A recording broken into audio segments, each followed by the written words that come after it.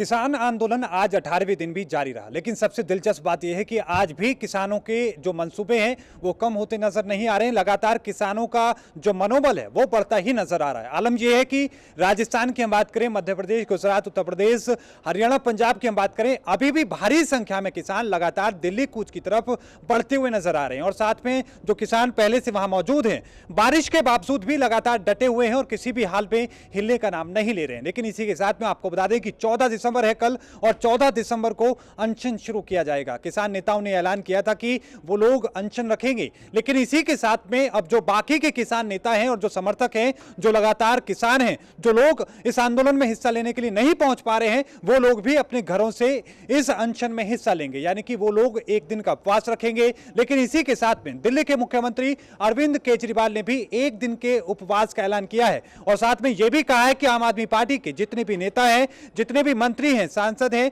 और साथ में उन्होंने यह भी कहा कि जो राज्यसभा सांसद हैं, कार्यकर्ता हैं, वो लोग भी एक दिन का उपवास रखें और किसान आंदोलन को मजबूती प्रदान करने की कोशिश करें। लेकिन इसी के साथ उन्होंने केंद्र सरकार पर आरोप लगाते हुए कहा कि किसानों के आंदोलन की इस दबाने की कोशिश की जा रही है। और साथ में यह भी उन्होंने कहा कि जल्द से जल्द किसानों की इस मांग को मानना चाहिए, सरकार को इसका समाधान निकालना चाहिए। और साथ में आपको यह भी बताते चलें कि पहले ही कांग्रेस के जो पूर्व राष्ट्रीय अध्यक्ष राहुल गांधी, वो ये दावा कर चुके हैं कि पिछले 17 दिनों में 11 लोगों की मौत हो चुकी है, चाहे ठंड की वजह से हुई हो, या फिर अलग अलग जगहों पर बैरिकेडिंग को पार करते हुए हो, या फिर सड़क हादसों के दौरान हुई हो। अलग अलग तरह के जो आंकड़े वो रखे जा रहे हैं सामने। लेकिन इसी के साथ में आपको यह भी बताते चले कि लगातार सरकार भी इस पूरे मामले को गंभीरता को समझने की कोशिश में जुटी है, क्योंकि लगातार जो दबाव है सरकार के ऊपर वो बढ़ता जा रहा है। अब ऐसे में सरकार इस पूरे मामले को लेकर लगातार बैठकों का दौर चल रहा है। आज भी अमित शाह के आवास के पास वहां पर बैठक होती है, उसमें हिस्सा लिया जाता है, साथ में कोशिश की जाती है कि किस तरीके से इसका समाधान किया जाए।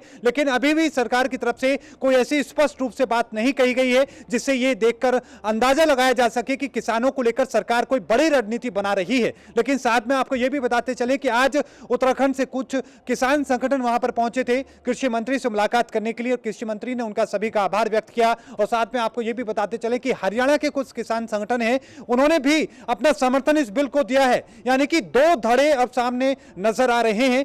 ये आ रहे हैं या इनको खड़ा किया जा रहा है, ये भी वक्त बताएगा, क्योंकि लगातार जिस तरीके से किसान अपनी बातों को लेकर मजबूती के साथ सामने आ रहे हैं, अपनी बात को रख रहे हैं, तो वैसे में एक पक्ष ये खड़ा किया जा रहा है कि इन किसानों के सामने एक और पक्ष ये खड़ा कर दिया जाए कि ये किसान के जो बिल हैं, जो कृषि कानून है, वो किसानों के लिए बढ़िया है। दो धड़े तैयार करने की कोशिश, लेकिन साथ में सियासत भी लगातार जारी है। अब ऐसे में बीजेपी वार तो कर रही है, जवाब भी दे रही है, लेकिन इस समाधान की आखिरकार इस आंदोलन का समाधान कैसे हो, कैसे लाखों की संख्या में जो किसान वहां पर बैठे हुए हैं वो लोग अपने घर पहुंचे, अपने बच्चों के साथ में, अपने परिवार के साथ में, और इस ठंड में अपने घर पर पहुंचे, खेत को संभालें। उन लोगों को ना यहां पर परेशान लगातार होना पड़ रहा है। बीते रोज की बारिश आपने देखी कि किस तरीके से उसके बाद में मौसम इतना ठंडा हो चुका है कि लगातार रात भर किसान पानी में भीगे हैं। उनके पास में कोई ऐसी कोई वहां पर छाया नहीं थी कि वो लोग वहां पर अपना सिर छिपा सके। लगातार जो टेंट थे वो भी उड़ गए थे, आंधी थी, लेकिन बावजूद इसके किसानों का मनोबल बिल्कुल भी नहीं डिगा। और देखना दिलचस्प होगा कि कल 14 दिसंबर को आखिरकार अनशन का जो कार्यक्रम किसानों का है, उससे सरकार के ऊपर क्या असर देखने को मिलता है। वीडियो जर्नलिस्ट करण के साथ मोहित चौधरी, एएनबी न्यूज। देश दुनिया की खबरों के लिए एएनबी न्यूज को सब्सक्राइब करें और बेल आइकन दबाएं।